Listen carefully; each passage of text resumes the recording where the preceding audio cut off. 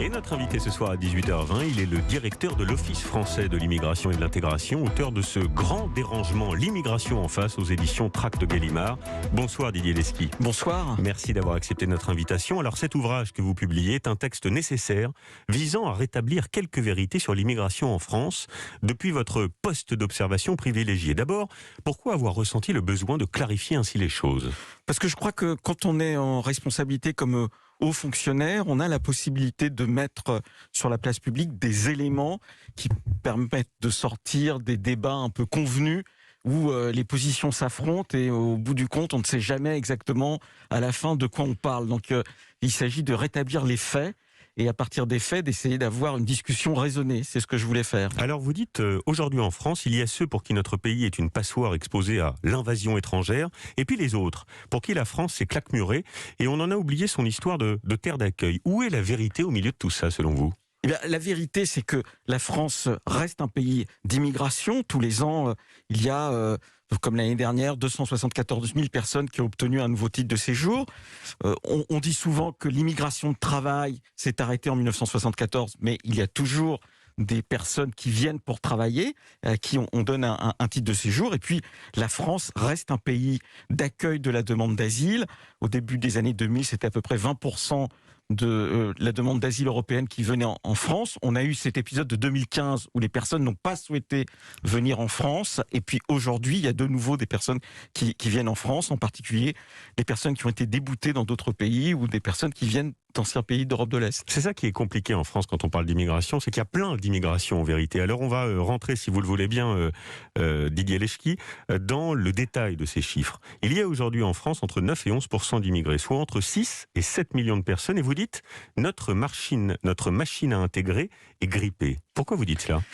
Je dis cela parce que ce qui permet l'intégration, c'est au fond l'accès à l'autonomie et en même temps la capacité de s'intégrer dans nos codes sociaux. Oui. Et vous avez dit, il y a des immigrations, et ce qui est vrai, c'est qu'en fonction des origines nationales, de ce qu'on a vécu, eh bien, on arrive plus ou moins à s'intégrer. Et l'intégration, elle est souvent passée par le travail. Je vais vous poser une question un peu cash. Est-ce qu'il y a trop d'immigrés aujourd'hui en France, Didier Lesky ? Je pense que c'est une discussion absurde posée comme ça. Voilà. Je pense que la question, c'est a-t-on la capacité d'accueillir ou pas en permettant à chacun, à tous ceux qui viennent, et ils restent nombreux, et c'est ça qu'il faut à chaque fois redire, eh bien de s'intégrer, c'est-à-dire d'avoir le sentiment qu'ils ont une place. Et ça passe par deux choses, en fait. Le travail et le logement. Et c'est sur ces deux segments-là qu'on a beaucoup de difficultés. Alors vous dites plein de choses très intéressantes et puis quelque chose d'étonnant. Vous dites que les réseaux sociaux ne facilitent pas l'intégration des nouveaux arrivants. Est-ce que vous pouvez nous expliquer ça ? Ben oui, parce que pendant très longtemps, les nouveaux arrivants, ils rentraient dans le bain culturel et le bain linguistique, c'est-à-dire ce que les enseignants appellent l'immersion totale, à la fois dans la langue et à partir de la langue dans la culture.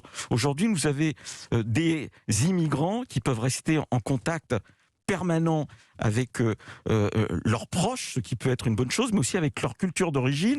Et cette culture d'origine, elle peut être très en contradiction avec notre propre façon de vivre. Pour favoriser cette intégration, vous émettez des idées, des solutions, inspirées d'ailleurs de ce qui se passe ailleurs en Europe notamment. Vous dites il faut prendre des mesures radicales. D'abord, disperser les nouveaux arrivants sur le territoire pour qu'ils ne soient pas ghettoisés.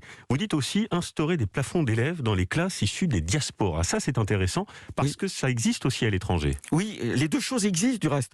Dans un certain nombre de pays d'Europe, je pense en particulier à l'Allemagne, les personnes qui obtiennent le statut de réfugié, on les oriente vers un hébergement ou un logement dès lors qu'ils n'ont pas la capacité de travailler parce qu'ils ne connaissent pas encore la langue suffisamment ou ils n'ont pas la formation suffisante, eh bien, ils sont d'une certaine manière assignés à un endroit précis et on leur dit vous ne pouvez pas quitter cet endroit tant que vous n'avez pas acquis l'autonomie. L'idée, c'est de lutter contre les ghettos parce que notre particularité, c'est que d'une certaine manière, on laisse après les personnes aller où elles veulent en fonction de leurs affinités, de liens communautaires.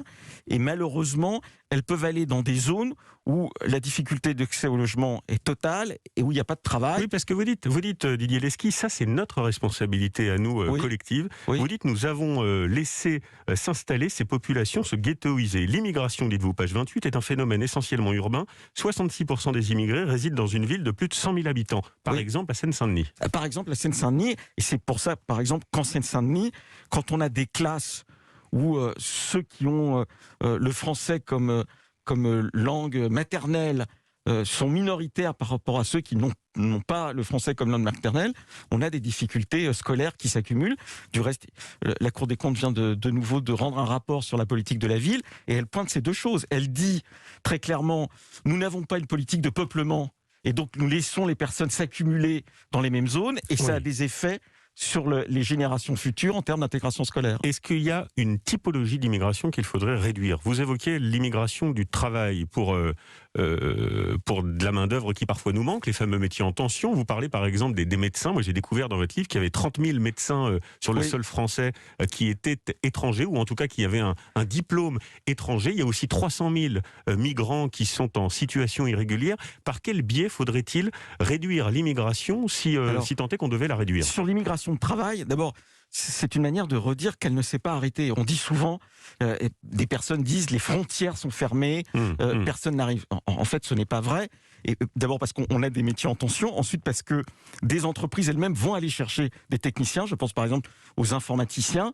Et puis il y a la question des médecins. Et là, on est dans un sujet qu'il faut réfléchir vraiment, parce que on a mis en place au début des années 1970 ce qu'on appelle le numerus clausus, c'est-à-dire qu'en réalité on a empêché des jeunes qui pouvaient être bons scolairement de devenir médecin, d'accéder aux études de médecine. Et en même temps, même pendant la période de Covid, on est allé chercher des médecins qui étaient volontaires pour venir en France, de l'autre côté de la Méditerranée.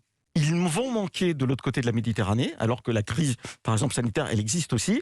Et ils viennent ici, et là, on peut s'interroger. En même temps, on peut leur rendre hommage, parce qu'ils nous ont aidés à faire face à la crise sanitaire, et en même temps, ils peuvent manquer de l'autre côté de la Méditerranée.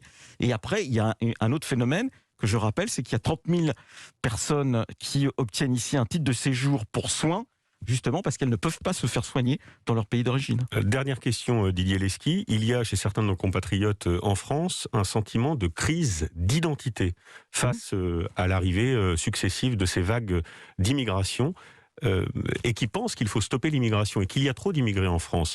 Votre réponse ? Ma réponse, c'est que, d'abord, dire comme ça, il y a trop d'immigrés en France, ce n'est pas le sujet, on ne peut pas l'aborder de manière globale. Mais ce qui est vrai, c'est qu'il y a des immigrés qui arrivent en France, qui viennent de sociétés qui sont très éloignées des autres et qui, au fil du temps, se sont éloignées de plus en plus des autres, parce que les différences entre nos sociétés se sont durcies. Et on le sait et on le voit à travers des choses très précises. On a beaucoup parlé du rapport entre les hommes et les femmes, on pourrait parler d'autres choses. Le rapport, par exemple, à la diversité de ce que nous sommes est beaucoup plus problématique pour des personnes qui ont vécu tout le temps dans des sociétés homogènes ou dans des sociétés où on refusait le droit à la différence. Bien, donc il faut travailler l'intégration et puis aussi les pays d'origine de ces immigrations.